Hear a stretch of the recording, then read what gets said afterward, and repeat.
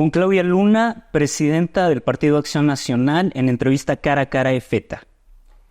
En el año 2000 ocurre un parteaguas dentro del sistema político en México, donde Acción Nacional se convierte en partido de alternancia y le arrebata el poder al otrora partido hegemónico, revolucionario institucional, con un proyecto innovador dentro de la derecha latinoamericana, en donde hay una base de sustentación desarrollista muy importante a través de empresarios y de élites económicas que tienen un proyecto de nación distinto a lo que se había manejado. En ese momento, Acción Nacional es uno de los partidos que condensa el poder dentro de México y va a tener continuidad. Va a tener, después del sexenio de Vicente Fox Quesada, va a tener un sexenio con Felipe Calderón Hinojosa. Son 2 sexenios en los cuales el proyecto del cambio, como se le llamó en aquella época, tuvo la oportunidad de manifestarse dentro de la escena política, y Acción Nacional, que era un partido que se había fundado en 1939 por Gómez Morín, tiene la oportunidad de generar una condición distinta dentro del sistema mexicano y, más aún, impugnar a la clase política que existía, inclusive tachándola de corrupción, tachándola de malversación, tachándola de los viejos tlatoanis a los cuales el presidente de la República no se le podía criticar, y que es una de las posturas que Vicente Fox echa abajo dentro del esquema sexenal del presidencialismo en México, y eso lo vuelve un partido notoriamente de vanguardia en esos años. Finalmente, dentro de la continuidad con Felipe Calderón, va a existir un proceso de erosión política a nivel de Acción Nacional, en donde hay una guerra que se plantea, donde se saca el ejército a la calle contra el narcotráfico, y esa guerra deja una serie de heridas y una serie de condiciones difíciles de manejar en ese momento, y en el siguiente periodo electoral, a la siguiente elección, se presenta una mujer panista, en este caso Josefina Vázquez Mota, y va a perder la elección, va a quedar dentro del tercer lugar de esa elección, ¿no? Seguido, en el segundo lugar estaba Andrés Manuel López Obrador, que a la postre se convertiría en presidente de la República, y Acción Nacional empieza a tener una serie de reacomodos dentro de sus filas y una erosión y desgaste político dentro del espectro ciudadano. Para la elección que tenemos en puerta, que se llevó a cabo el 2 de junio, Acción Nacional sigue siendo, dentro de la oposición y en el Congreso, la segunda fuerza. Eso es muy notorio y muy importante, porque venía precedido de una alianza que le había provocado un desgaste, una erosión interna importante, donde estaba Revolución Institucional y donde estaba el Partido de la Revolución Democrática, el PRD, que a la postre también va a perder precisamente su registro. En este trayecto, a Claudia Luna le pregunto, ¿cuáles son los elementos para explicar la derrota de la alianza opositora? Mira, obviamente los resultados no fueron los que deseábamos directamente a nivel nacional y a nivel estatal. Creo que parte de lo que a nivel federal de esta coalición no le gustó a la ciudadanía fue que se mezclaron principios y partidos que a lo mejor para ellos no tenían razón de ser, y sobre todo también un partido que viene muy desgastado, que es el PRI, con todos los rasgos históricos que han tenido cuando han gobernado. Creo que eso han sido parte de los elementos, pero independientemente de esto, yo quiero decirte que también no fueron buenos los resultados por toda la intervención que hubo del gobierno federal, y el hecho de que no hubo una elección pareja, precisamente desde tener una candidata en Morena desde hace 2 años, con un exceso de publicidad y de exposición hacia los ciudadanos. Creo que esos elementos han sido totalmente contundentes para que nuestra candidata en su momento no lograra el objetivo de ganar. Bueno, entonces ustedes sostienen la misma hipótesis que ha venido manejando Alejandro Alito Moreno, Carolina Villano y evidentemente Marco Cortés, sobre que hubo una elección de Estado. que el Estado intervino dentro de esta elección, que operó antes, durante y después de esta elección, ¿no? Porque también hay una impugnación que hace Xóchitl Gálvez días después sobre el proceso electoral en el cual dice que va a impugnar la elección, ¿no? Pero algo contradictorio de todo esto. ¿Por qué si tenemos una radiografía política de 70 años de priismo, donde Acción Nacional siempre compitió en desventaja y siempre criticó precisamente esta estructura y maquinaria de la monarquía sexenal que implicaba el priismo? ¿Por qué aliarse con un partido que históricamente siempre impugnó? Primero me haces dos preguntas. Primero te voy a contestar. No es una hipótesis. Los elementos están muy claros de que hubo una elección de Estado. El presidente en las mañaneras, los servidores de la nación allá afuera haciendo campaña, secretarios en los estados haciendo campaña directamente. Creo que eso no es una hipótesis. Las cosas están ahí y hemos denunciado. El tema de haber aliado con el PRI o de habernos aliado con el PRI directamente, creo que su justificación está en uno de nuestros principios, que es el mayor, el bien general, ¿no? Que es un bien mayor al bien individual. Y eso se traduce directamente a que gracias a habernos aliado con el PRI en su momento, hoy el Congreso de la Unión ha logrado defender y detener reformas para perder la democracia. Esa es la justificación.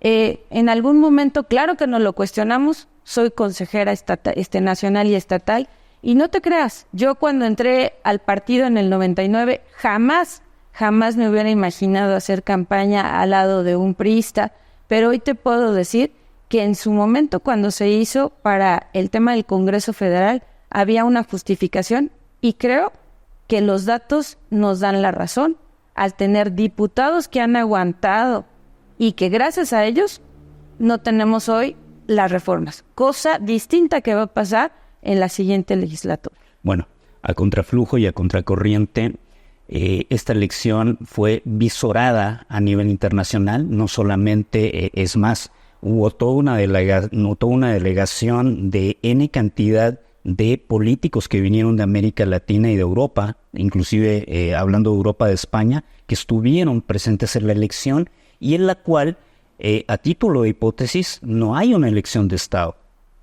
Es decir, no hay ninguna crítica sustantiva y de fondo que pudiera ser esto. Y acto seguido va a pasar un evento sumamente importante dentro de Acción Nacional. Xóchitl Gálvez va a salir horas después dentro de esta cuestión del reconocimiento de la elección y precisamente va a felicitar a la actual presidenta de la República y va a trascender que tiene un desencuentro con Marco Cortés, donde Marco Cortés impugna la postura que tiene Xóchitl Gálvez de haber reconocido la elección de Claudia Sheinbaum. Y acto seguido, en el transcurso de los días que van fraguándose, es cuando Xóchitl Gálvez dice que va a impugnar la elección, pero no en primer momento, porque los números que ella misma reconoce manejan 2-1. Es decir, en una elección en Estados Unidos que tiene segunda vuelta, en una elección en Chile que tiene segunda vuelta, en una elección en Argentina, estos números no habrían habido forma numérica, forma de parametría que pudieran dar vuelta a una elección. ¿Sigue siendo la postura de Acción Nacional que esta es una elección de Estado? Sí, claro que sí. 2 años allá afuera con publicidad de la candidata oficial del presidente de la República. Es más, en su proceso interno de Morena, no lo decía un panista, lo decía un morenista, del uso de programas de las secretarías para favorecer a Claudia.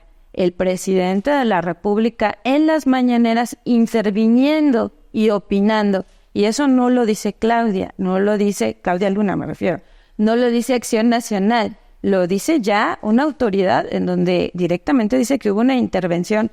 Los servidores de la nación, te lo vuelvo a repetir, los secretarios de aquí directamente en los distritos, en los municipios. Si eso no es una elección de Estado, y a lo mejor los observadores estuvieron un periodo aquí, sí, pero los que anduvimos en la campaña, los que anduvimos allá afuera en el suelo, somos los que estuvimos directamente inmiscuidos. y cualquiera te puede decir lo que hoy yo te estoy diciendo. A ver, pero entonces Claudia Luna impugna también la limpieza de la elección, es decir, Claudia Luna piensa, y a título de Acción Nacional, que a título de Acción Nacional habría que ver qué personeros. Esta elección fue una elección fraudulenta. Lo hicimos en su momento. Pero es fraudulenta. Lo hicimos en su momento.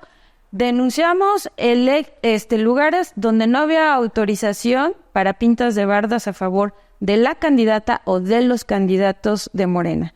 Estuvimos impugnando servidores públicos estatales que estaban interviniendo y haciendo campaña a favor también de Morena. Y estuvimos haciéndolo de manera jurídica. Es más, cuando estábamos en la campaña de Carolina Villano, más bien en la intercampaña, en el periodo, todo estaba lleno de espectaculares del presidente de la República, precisamente para el tema de el refrendo o no, directamente con Andrés Manuel. Y estábamos en una intercampaña, pero teníamos todo el estado lleno de publicidad de Morena y de Andrés Manuel. Lo hemos hecho como institución. Andrés Manuel es el presidente de la República y ¿Sí? hay un uso de la estructura de publicidad del Estado. Sí, pero aquí estábamos en una elección y había un periodo en donde ningún partido ni ningún funcionario... Es la elección de Carolina Villano. Sí, a lo que yo me estoy refiriendo es que...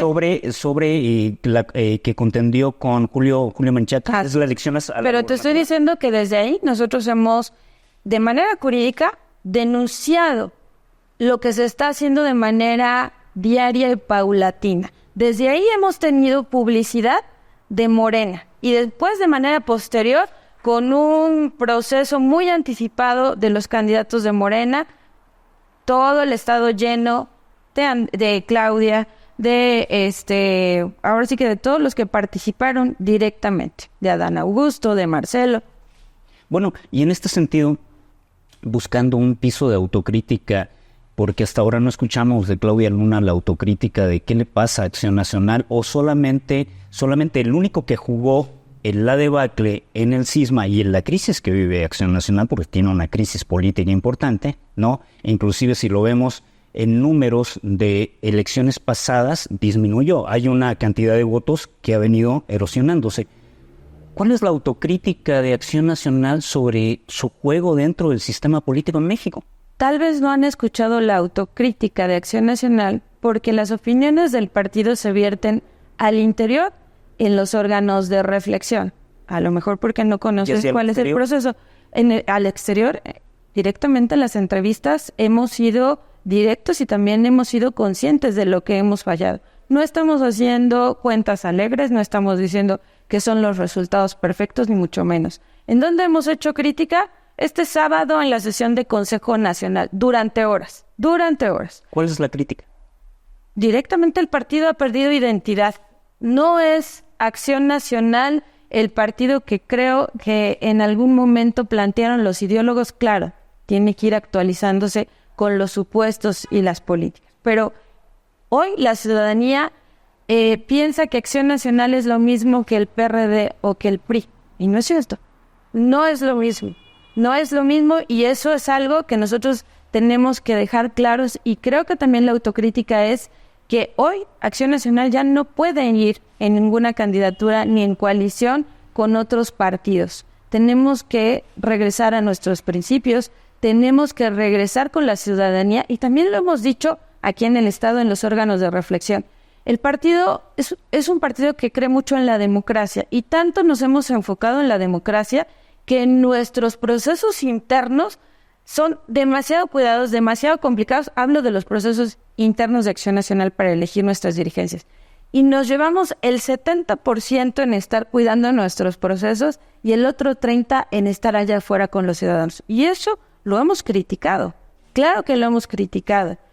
Pero no lo hacemos allá afuera, como lo hacen en otros partidos, dando una entrevista. No, lo hacemos aquí en el Consejo Estatal, en la Comisión Permanente, en el Comité Directivo Estatal, porque es el lugar en donde lo tenemos que hacer. Y además, donde lo acostumbramos los panistas. Bueno, Claudia Lima acaba de citar que Andrés Manuel López Obrador, dentro de esta hipótesis, yo lo manejo a título de hipótesis porque a nivel internacional Las visorías no plantean lo contrario, y dentro inclusive del análisis político en México no se plantea lo contrario. Inclusive la elección marcada por el IE finalmente se manejó como impecable, y esta condición no estuvo en entredicho, como sí estuvo en entredicho, ¿no? Sí estuvo en entredicho la elección que tiene Felipe Calderón con Andrés Manuel López Obrador, donde el conteo de votos tuvo que ser revisado constantemente. Esa elección tuvo una visoría en la cual sí hubieron impugnaciones importantes. Bajo esta condición, dentro de este proceso electoral, Vicente Fox interviene, así como lo hace López Obrador. Si es que a título de que esto sucedió con López Obrador, Vicente Fox interviene y el IE le exige, y esta es una condición no de los medios, es una condición que tiene que ver de un órgano electoral que califica en todo caso y que lleva a cabo el proceso, ¿no? Y le exige que no se inmiscuya, que no profiera condiciones sobre la elección. ¿Y lo deja de hacer? De un panista, sí, pero de un panista a otro. ¿Y lo deja de hacer? Sí, pero de un panista a otro, ¿qué opinión de autocrítica merece esto? Cosa que no hizo el presidente. Tú puedes verlo históricamente, cuántas intervenciones hubo directamente de Fox, y cuando le llaman la atención, lo deja de hacer. Cosa que el presidente de la República no hace. Tú puedes ver cuántas intervenciones tiene en la mañanera y cuántas Fox. Pero sí lo hizo. Sí, claro, y le llamaron la atención y lo dejó de hacer. Cosa que este presidente no hizo. Y a propósito de Vicente Fox, porque es uno de los presidentes más controvertidos que ha habido en México, no solamente por este tipo de despliegues en donde constantemente comete este tipo de arbitrariedades y alocuciones a la prensa. Yo todavía recuerdo en una visita de Estado que se da en una cumbre de Fidel Castro, donde trasciende que le dice come si te vas. Esa es una impertinencia a nivel internacional para cualquier tipo de político, no importando que no se coincida con la línea política de otro mandatario, no importando, es una falta de respeto. Se llevó a cabo en aquella época y está registrada, ¿no? O sea, no es algo que no haya trascendido. Pero en este manejo de lo que hace Vicente Fox, retrotrayendo la historia, dentro de esta erosión que tiene Acción Nacional, Vicente Fox se pronuncia en contra de la candidatura de Josefina Vázquez Mota. Y lo hace abiertamente y llega a crispar los nervios de toda la clase que tenía que ver con el manejo de Acción Nacional, que inclusive Josefina Vázquez Mota lo va a ver. Y tienen una sesión de diálogo, y después de la sesión de diálogo, Josefina Vázquez Mota dice que las aguas llegan a su nivel, que todo se ha tranquilizado, que el expresidente entiende perfectamente cuál es la postura de Acción Nacional y que de ahí. Pero son elementos que se van sumando históricamente a una condición contradictoria de cómo se manejan las cosas dentro de Acción Nacional. ¿Tú crees que es contradictorio o tú crees que esto es sano? Creo que a lo mejor porque no eres panista, no entiendes la dinámica interna de Acción Nacional. Acción Nacional existe democracia y además somos personas que de alguna manera no seguimos una línea al interior de un partido. A ver, Vicente Fox era presidente de la República y su candidato era Santiago Krill. Y el candidato que salió fue Felipe Calderón, no el candidato de Vicente Fox. Calderón era el presidente y su candidato era Cordero. Y quien salió fue Josefina Vázquez Mota. Aquí simplemente existe democracia. Eso es lo único. Existe democracia. No entiendo cuál es la coherencia. Ahora, independientemente, Vicente Fox sí tiene una personalidad muy controversial y ha hecho muchos comentarios que en su momento también los panistas le hemos recriminado. Pero creo que no ha sido el único presidente. Yo te podría decir que este presidente, por ejemplo, cuando teníamos el asesinato de varios jóvenes, agarró y dijo, vámonos a desayunar. Eso creo que sí es una ofensa. Ok. Sí, no soy panista, no tengo filiación política. No intento tenerla tampoco. Pero me parece que dentro de, como científico social, me parece que siempre escudriño antes de hacer una entrevista sobre lo que voy a preguntar.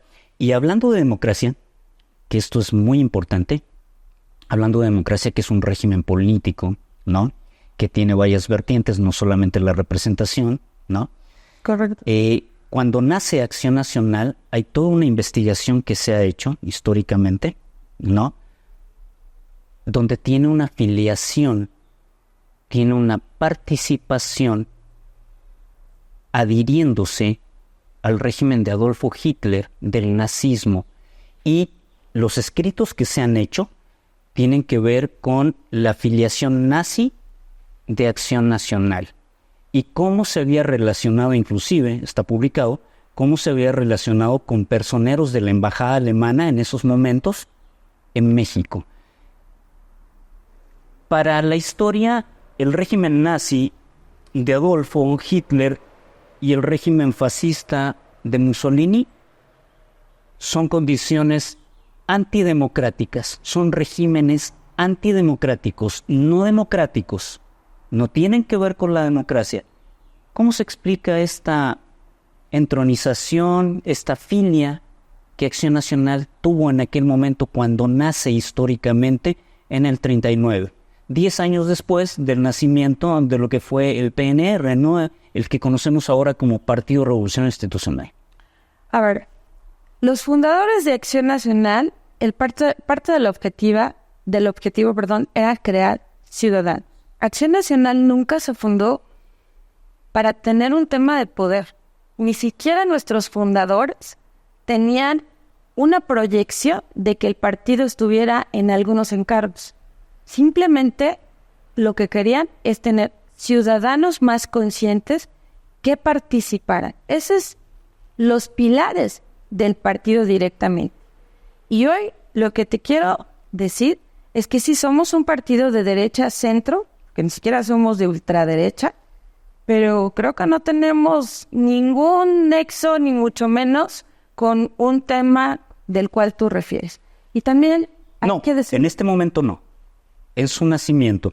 Y, perdón, Claudia, pero ¿no te parece extraño que Acción Nacional, digo, por teoría política, si citamos a Bobbio, Sartori, a De la Volpe, a Vico, si citamos a gente que ha trabajado dentro de las cuestiones partidistas, ¿no te parece extraño que Acción Nacional nazca sin pensar en detentar el poder? Así es. Porque los partidos políticos, o sea, lo que intentan es detentar el poder.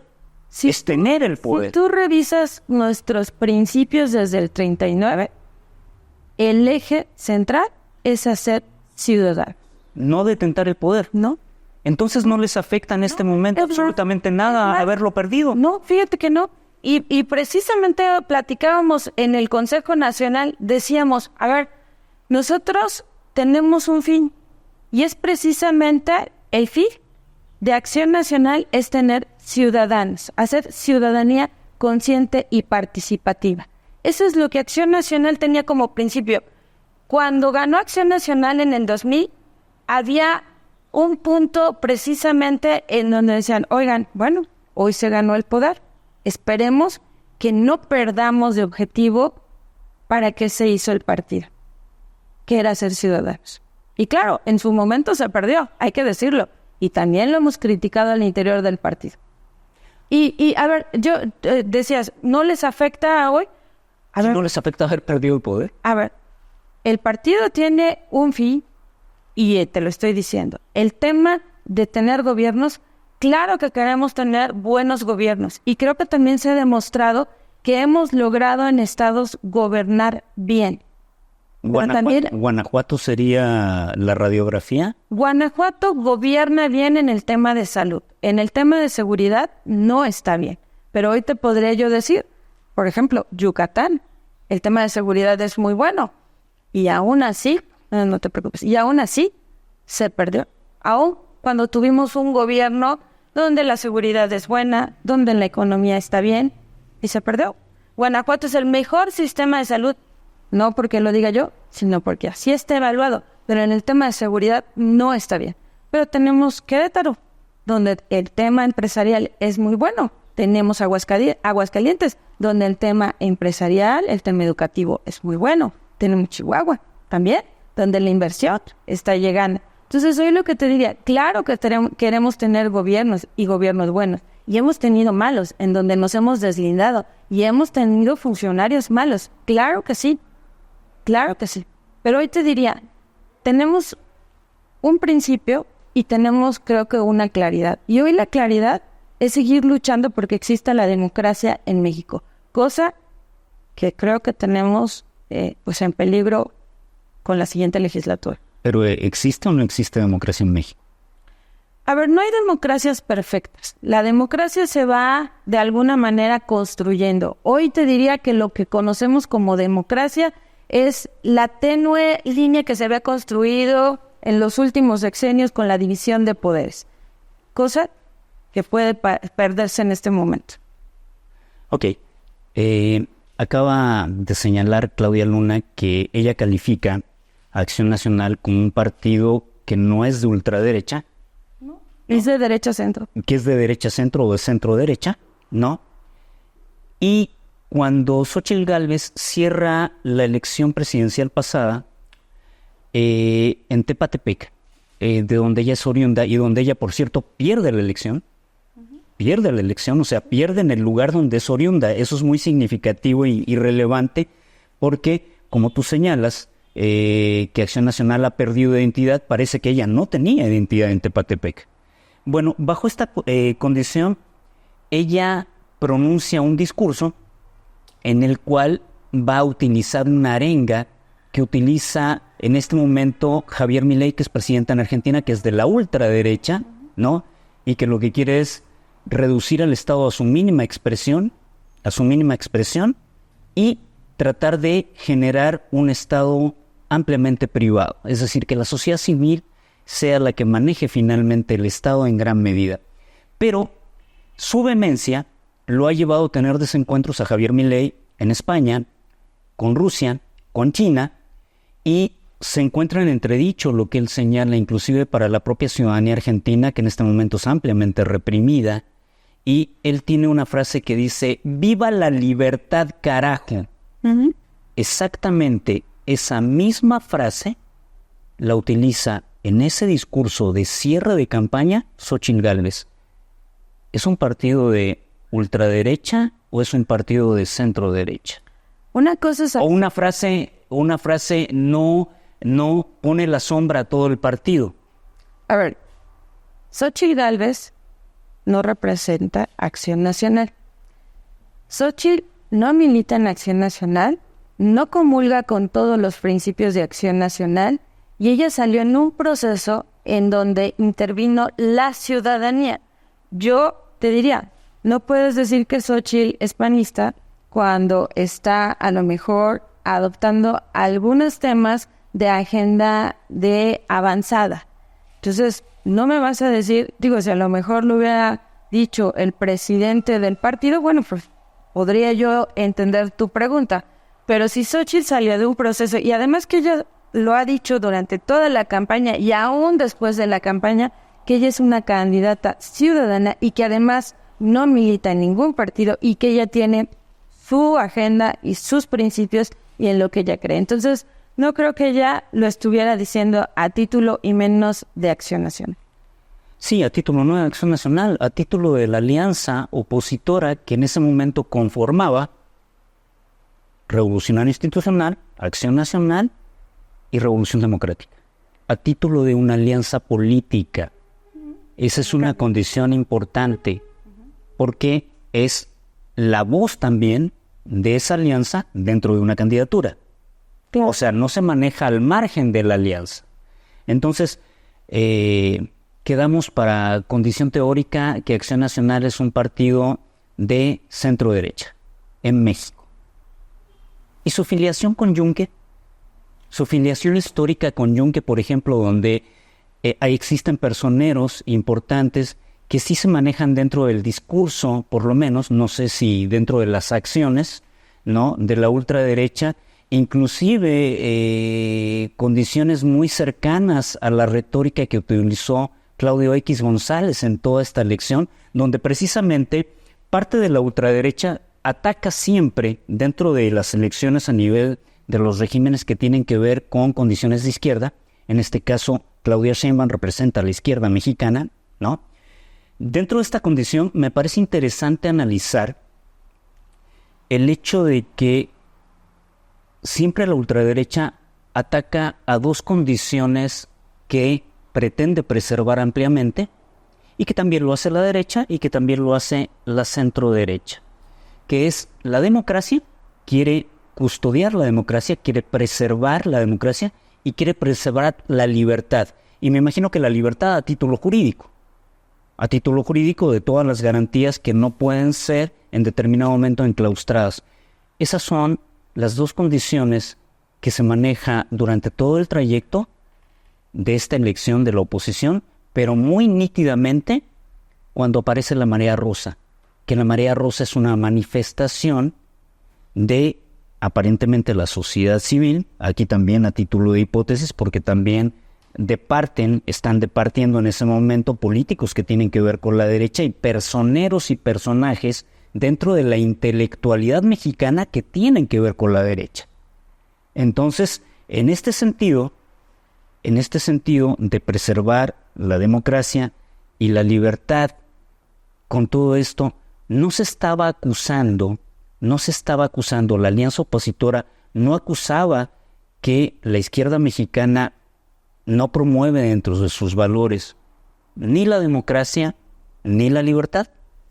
A ver, no podemos hablar de que estábamos acusando a la izquierda, porque de hecho el PRD es de izquierda y estaba precisamente en esta coalición. Estábamos hablando de que se estaba, de alguna manera, atacando a la democracia con las iniciativas que se tenían directamente, no te preocupes, del presidente de la República y lo que estaba pasando en el Congreso. Ahora, tú hablas que nítidamente no había una participación de los partidos con el tema de Marea Rosa.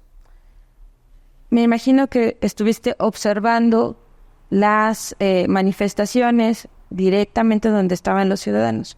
Sí participaron algunos actores en algunas de las marchas, no en todas, porque de hecho en algunas nos dijeron, por favor, que no se confunda y que que estemos presentes, porque realmente las organizaciones fueron las que estaban convocando para defender al INE y para que no pasaran las reformas que querían implementarse. Entonces yo lo que te diría, nosotros no es que estuviéramos señalando a alguna izquierda, estábamos señalando lo que estaba haciendo el presidente de la República y dónde se quería implementar, que era en el Congreso, como partidos. Y los ciudadanos, muchos ciudadanos, allá abajo tengo unos, te digo que acabo de agradecerles, que estuvieron en los conteos, sin ser panistas, sin tener ninguna filia partidista, quisieron estar en los conteos distritales para ver qué estaban pasando, y como esos, miles se volcaron allá afuera, y yo creo que eso no puede ser cuestionable de verdad, de los ciudadanos que quisieron participar. Yo creo que eso se tiene que reconocer. Claro, de hecho no es cuestionable, porque quien cuenta los votos son ciudadanos. Bueno, entonces la pregunta es, entonces la pregunta es ¿cómo calificar de elección de Estado cuando fue la ciudadanía la que avala el proceso? Y muchos, como tú señalas, sin filiación política. O sea, no pertenecían a ningún partido del espectro político y tampoco a ningún grupo político. Entonces, ¿por qué descalificar y llamar elección de Estado cuando es la ciudadanía la que califica y a nivel mundial el proceso se certifica inclusive de manera limpia y aparecen diferentes presidentes a nivel Europa, a nivel Estados Unidos, reconociendo el triunfo de Sheinbaum? A ver, la elección no nada más es el conteo. La elección tiene muchísimas etapas y te la he dicho, te he mencionado en varias ocasiones desde dónde traemos un tema donde hay intromisión del Estado directamente. Ahora, con el tema de los conteos, sí, los conteos lo hacen los representantes de casilla partidistas directamente y quienes están de los funcionarios de los institutos estatales electorales o del INE. Yo me refería a los conteos posteriores que se hizo y ellos directamente me están haciendo señalamiento de lo que encontraron. Boletas de más, paquetes abiertos que se hicieron las impugnaciones, tenemos impugnados aquí los distritos, eso no deja de decir que no hubo anomalías directamente en la elección. Y cuando yo hablo de una elección de Estado, es de meter el aparato también del Estado, de tener una candidata oficial del presidente de la República haciendo campaña. Sí, nada más que hay una distancia entre anomalía y elección de Estado, ¿no? O sea, anomalías... De Estado, siendo funcionarios, programas federales, siervos de la nación, hablando directamente a los beneficiarios, secretarios de Estado, presidente de la República, exceso de publicidad pagada por no sé quién, porque de hecho teníamos impugnado y nunca nos dijeron quién pagaba, espectaculares, bardas. Morena, sí, también sancionado por exceso, pero al final de cuentas dicen, no importa, pagamos la multa, pero ganamos la elección. Ok, dentro del proceso de la campaña ocurre un evento bastante significativo dentro de Coahuila, concretamente, donde aparecen audios en donde está Marco Cortés con Alejandro Moreno y empiezan a hablar de cómo se van a repartir escaños de diferente tipo entre ellos dos, y PRD queda al margen de esto, porque Jesús Zambrano había querido impulsar la candidatura de Mancera en determinado momento. Entonces, cuando sucede esta condición, una de las cosas que trasciende a nivel social es que tanto Acción Nacional como Revolucionario Institucional no actúan dentro del margen de la legalidad, sino que hay acuerdos tras bambalinas, acuerdos de cúpula de partido que permiten estas condiciones. Esto nunca lo pudo echar atrás Marco Cortés. Es decir, jamás pudo probar que estos audios eran, como dice Alito Moreno, eran truqueados, eran desvirtuados de alguna manera, sino que reconocen. Y cuando viene esta condición, se empieza a tambalear la alianza también. La alianza se empieza a tambalear, que por cierto, yo no entendí nunca como cientista político, por qué la alianza cambia de nombre, es decir, tiene un nombre en primera instancia y después cambia de nombre. Es decir, ahora que tú señalas esta cuestión de identidad, ¿no era generar confusión también dentro de la ciudadanía, que a la ciudadanía de repente le cuesta reconocer qué candidato le pertenece a qué partido? Porque eso también, no toda la ciudadanía es ampliamente instruida en esto. Entonces, cambiar de nombre, iniciar con un nombre de la alianza, ¿no? Una nomenclatura, y pasar a otra, también me parece que era una condición a nivel por lo menos de técnica, a nivel de técnica política, que podía deteriorar la imagen, es decir, con quién se estaba jugando finalmente. Entonces, la alianza estuvo a punto de fracturarse dentro de la elección. Eso fue muy importante. Y ese punto de quiebre también debe ser uno de los adeudos que tiene dentro de haber perdido la elección. Ahora, me imagino que te refieres al cambio de nombre del proceso interno, donde había candidatos del PRI, del PRD y del PAN, a ya la campaña fiscal. De manera legal no se puede ocupar el mismo nombre. La ley nos exige que se ponga un nombre distinto. Esa es la respuesta. O sea, de Va por México a Fuerza y Corazón. Se tiene que cambiar, ya se decide de manera formal, se registra, y además el logotipo tiene también que tener diferencia. No puedes, en un proceso interno no puedes tener el mismo que ya en la campaña directamente. Con el tema de Coahuila, a ver, ¿qué ha pasado? No nada más con Acción Nacional, PRI, PRD. Cuando hay una coalición o una candidatura común, los partidos se tienen que poner de acuerdo. O sea, no nada más el PAN, el PRI y el PRD tienen acuerdos de las dirigencias nacionales, como tú les dices, cúpulas. Morena, con sus aliados, el Verde, el PT, y aquí a nivel estatal con Nueva Alianza, claro que tienen acuerdos, sino cómo se distribuyen las diferentes posiciones que se van a jugar, o las diferentes escaños que de alguna manera representa tener algún gobierno estatal. Perdón, déjame terminar. Sí, pero aquí aparece un audio donde hay 2 presidentes de partido, no hay un staff, no hay un cónclave, no hay una congregación para tratar de hablar de esto. Eso es a lo que me refiero. Hay 2 personas que están definiendo el rumbo de los escaños dentro de sus 2 partidos. Sería muy... ¿Eso es democrático? ¿Me dejas terminar? No, eso es democrático. Bueno, ¿me dejas contestar? Es que... No. Adelante. De contestar la otra. Adelante.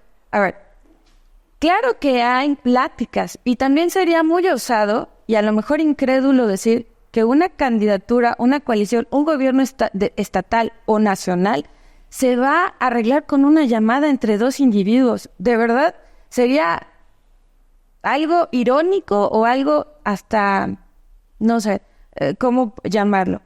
Para llegar a unos acuerdos son varias mesas de trabajo, varios diálogos, no nada más 2 personas deciden, de verdad son muchas pláticas para estar. Y precisamente con esos temas, no nada más desde ahí ha surgido. Por ejemplo, lo diré con el PRI y con el PRD. Cuando tuvimos las gubernaturas hace 2 años, por ejemplo, Durango, hablábamos de subir ya una iniciativa de un gobierno precisamente de coalición para definir jurídicamente cómo se tenía que definir los espacios cuando existe una coalición o una candidatura común. No nada más para el PAN, el PRI y el PRD en su momento o para quien se quiera coaligar, para todos.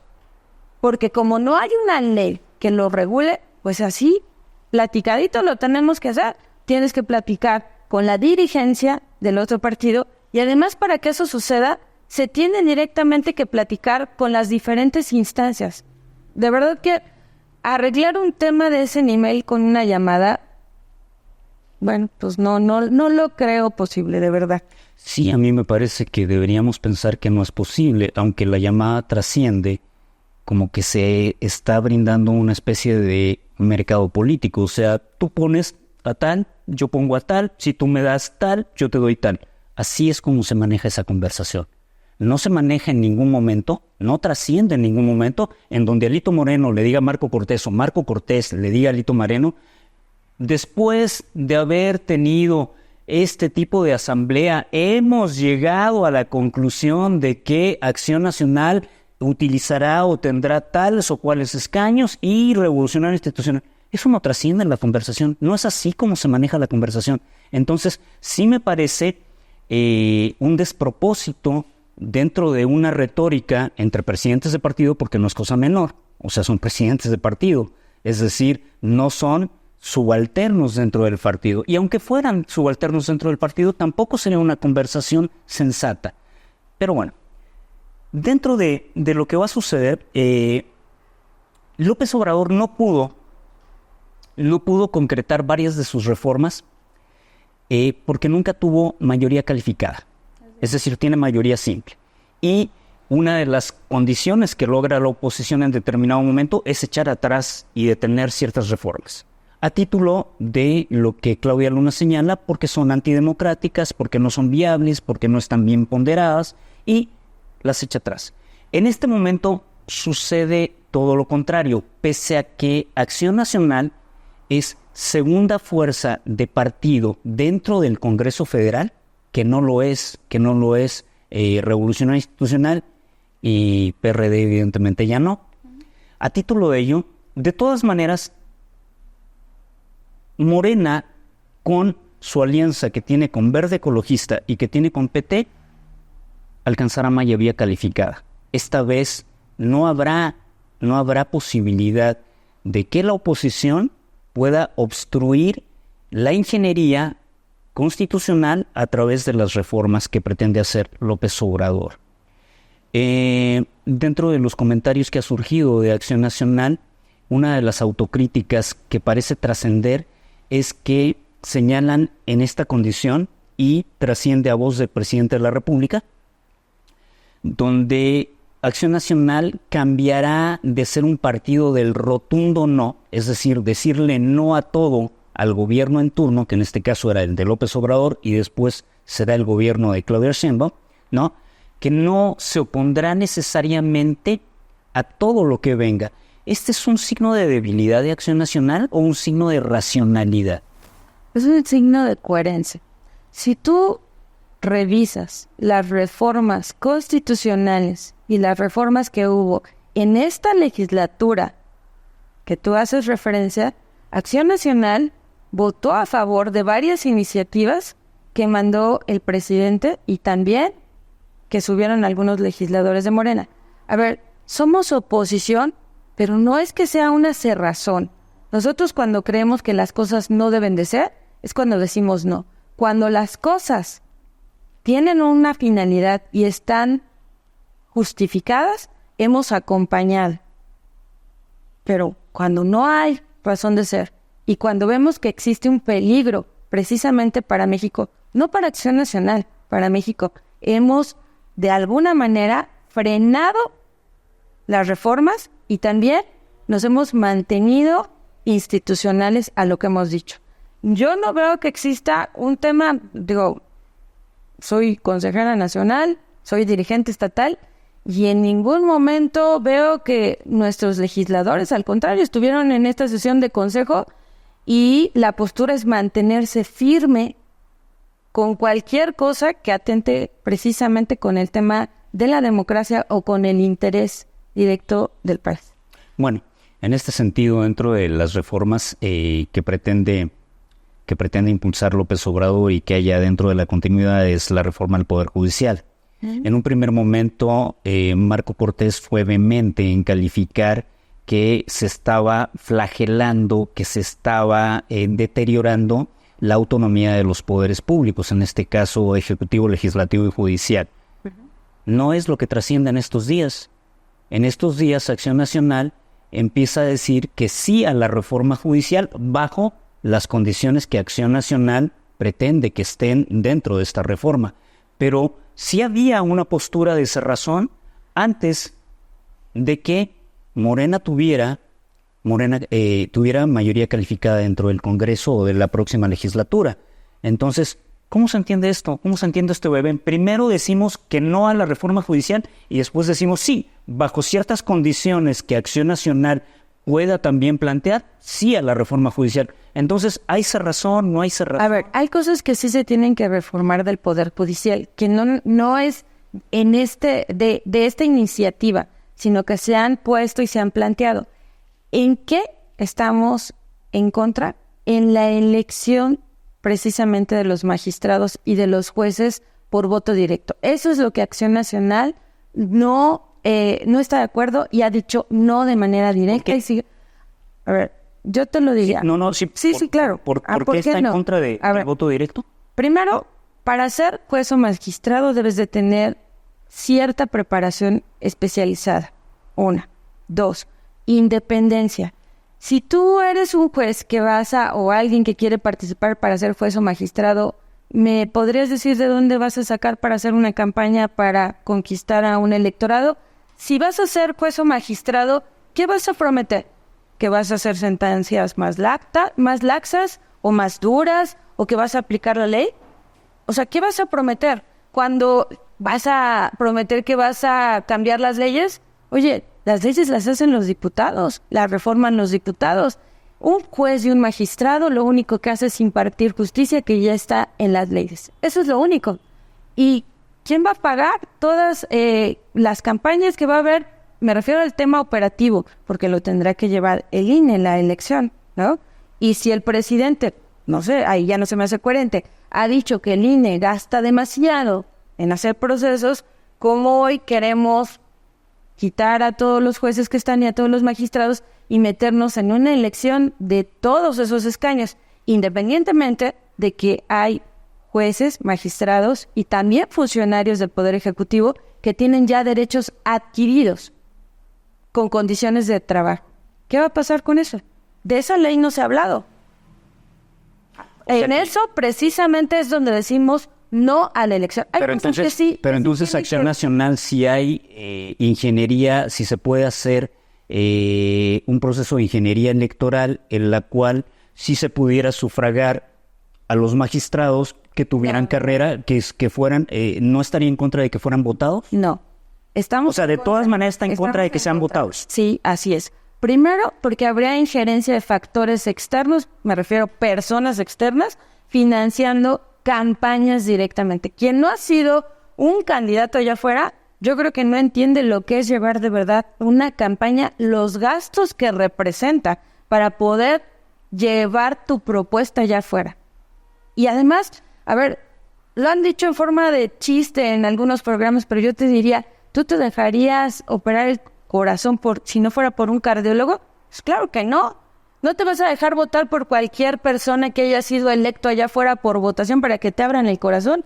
Aquí es lo mismo. No te vas a dejar juzgar por una persona que no tiene la preparación, el conocimiento y que además tenga la independencia económica y jurídica y moral para ser juez o magistrado. Bueno, dentro de lo suscrito por López Obrador, no está señalando eso, no está indicando que no vayan a haber personas preparadas dentro del Poder Judicial y que pudieran ser votadas. Esa es una inferencia que hace Acción Nacional en determinado momento. O sea, podría haber un número de personas preparadas para ejercer el Poder Judicial dentro de estos mandos superiores y ser votados. ¿Qué impide? No existe un solo texto a nivel internacional, no hay un solo texto a nivel internacional que diga que los poderes no pueden ser electos. No existe un solo texto que no diga y a voto directo ciudadano. Entonces, ¿por qué oponerse cuando la ingeniería electoral no está trazada? Es decir, dentro de estas condiciones no hemos sabido todavía cuál sería el engranaje para poder elegir a estos magistrados. Directamente, o sí lo hemos sabido. A ver, directamente para ser magistrado o juez en este momento, no llegas de un día para otro nada más por ser abogado, ¿eh? Llevas todo un proceso y años y dedicación para ser juez o magistrado, de conocimiento, de impartición de justicia, directamente. Y entonces hoy la posibilidad podría ser, bueno, los requisitos es que seas abogado, titulado, con tantos años de experiencia en X materia. No es lo mismo ser juzgador que ser abogado litigante. Perdón, entonces explícame algo, porque esto sí a mí como cientista político me ejerce una duda de fondo, ya no de forma. ¿Por qué la Procuración de Justicia en México tiene uno de los déficits mayores a nivel de América Latina y a nivel del mundo, si estos magistrados son tan calificados, tan preparados, y ellos manejan la cabeza de la estructura? ¿Por qué están estos déficits de la Procuración de Justicia a nivel de toda la estructura del Poder Judicial en México?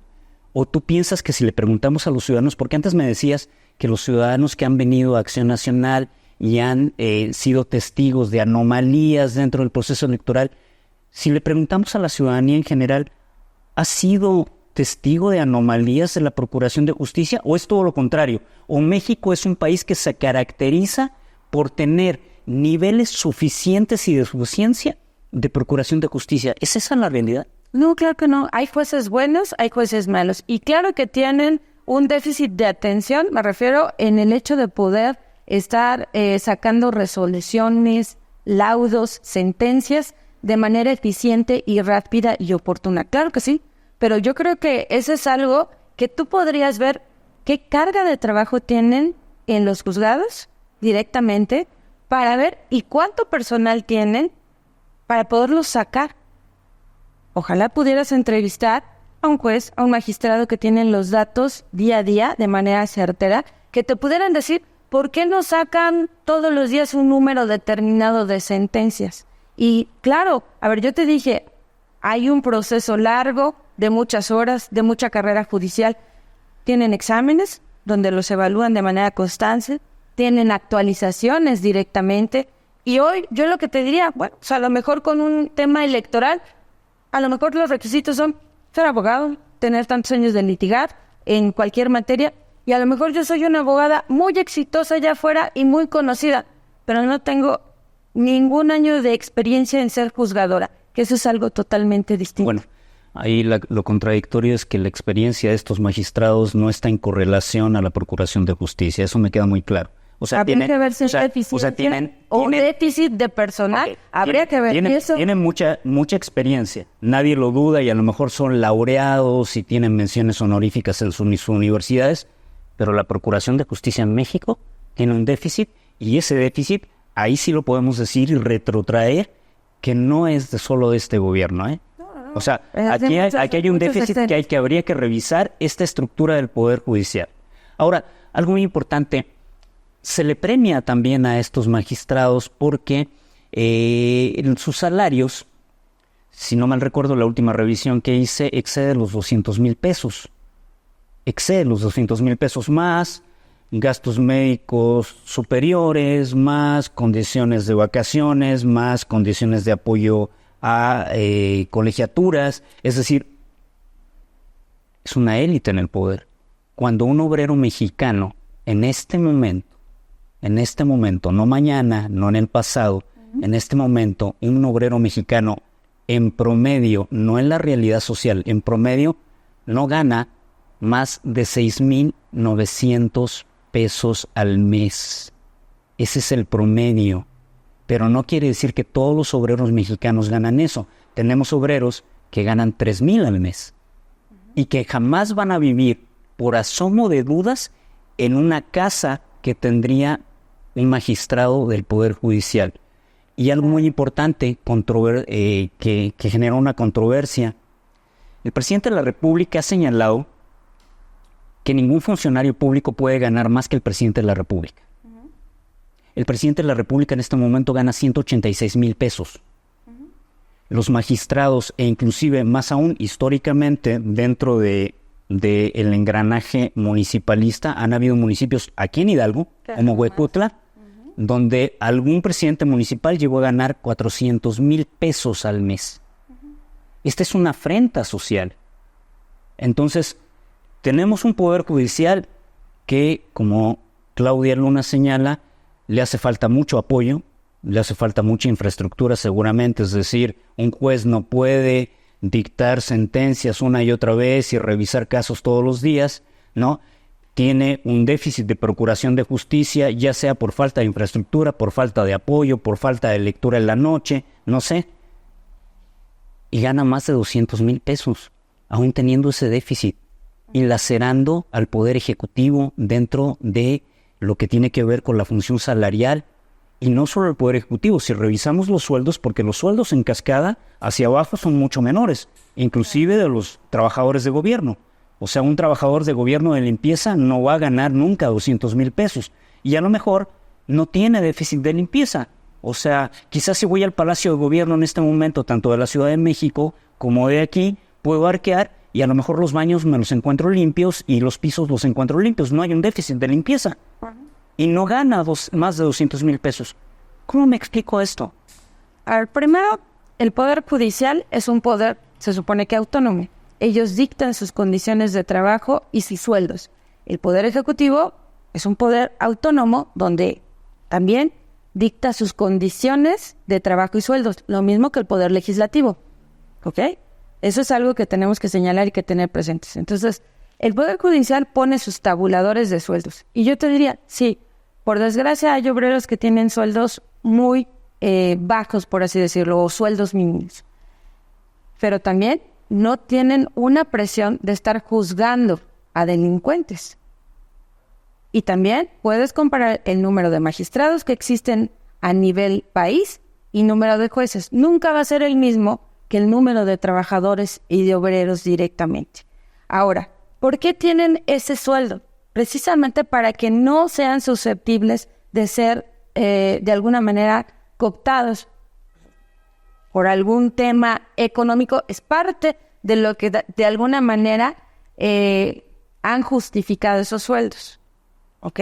Las prestaciones que tienen no es algo que nosotros directamente hemos propuesto, ni como partido, ni mucho menos. Claro que no estamos a favor de sueldos excesivos. Es algo que el Poder Judicial ha puesto de manera directa, porque te digo, es un poder autónomo. Y a final de cuentas, hoy lo que te diré, no es que Claudia Luna diga, hay una procuración excelente. No, claro que no.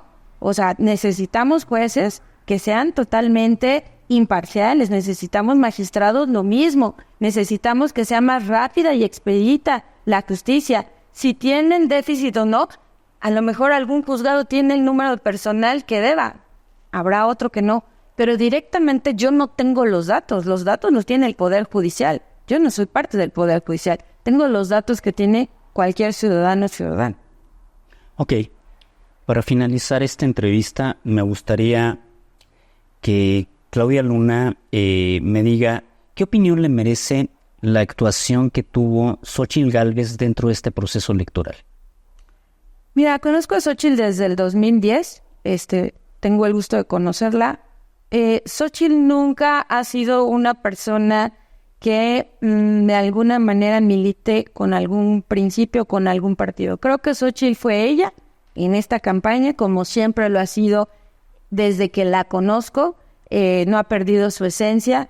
Creo que ella hizo hasta donde tuvo que hacer con las circunstancias tan complicadas de esta elección. Y se oye fácil, pero ser candidata durante 11 meses en procesos totalmente nuevos, por ejemplo, el proceso interno para sacar una candidatura de la coalición en donde sufres un desgaste, estar compitiendo y luego mantenerte vigente hasta que empiece la otra campaña y luego estar en una campaña donde no hay piso parejo, pues creo que no es nada fácil. Mi respeto, es una mujer muy inteligente, es una mujer muy capaz y creo que ante todo ha mantenido su esencia directamente desde que yo la conozco. Muy bien. Gracias por esta entrevista cara a cara a Efeta, a Claudia Luna, presidenta de Acción Nacional del Partido en Hidalgo. Muchas gracias.